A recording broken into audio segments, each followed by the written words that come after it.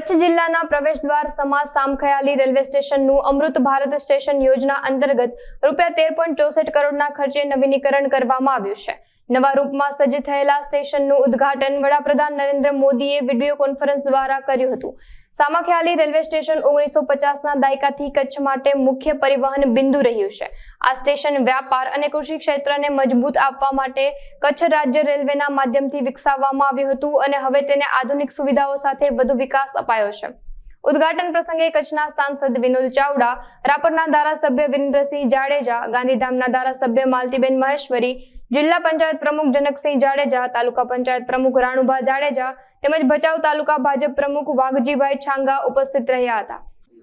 આજરોજ સમગ્ર દેશની અંદર દેશના યશસ્વી વડાપ્રધાન શ્રી નરેન્દ્ર મોદી સાહેબના વરદ હસ્તે 103 રેલવે સ્ટેશનોનું આજે આધુનિકરણ અને લોકાર્પણ થયું છે। કચ્છ સામખિયાળી મધ્યે પણ આજે ભવ્યતા આપણે જોયું કે આ રેલવે સ્ટેશનનું આધુનિકરણ થયું છે, જેનું લોકાર્પણ કરવામાં આવ્યું હતું।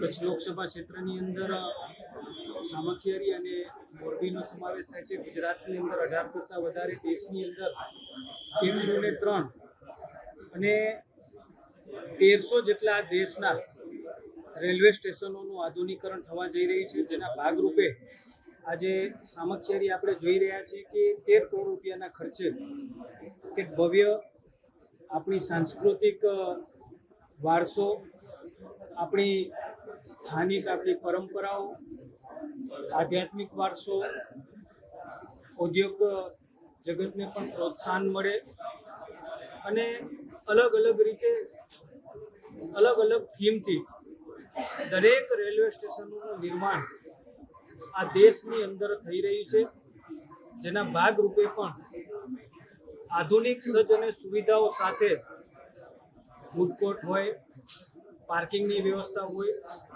દિવ્યાંગો માટેની વ્યવસ્થા હોય, સામાન્ય અને જનરલ મુસાફરો માટે પણ બેઠકની વ્યવસ્થા હોય, સમગ્ર સુવિધાઓથી સજ્જ રેલવે સ્ટેશનો આખા દેશની અંદર નિર્માણ પામી રહ્યા છે, જેના ભાગરૂપે આજે કચ્છની અંદર પણ સામખિયાળી મધ્યે આ રેલવે સ્ટેશનનું લોકાર્પણ થયું છે।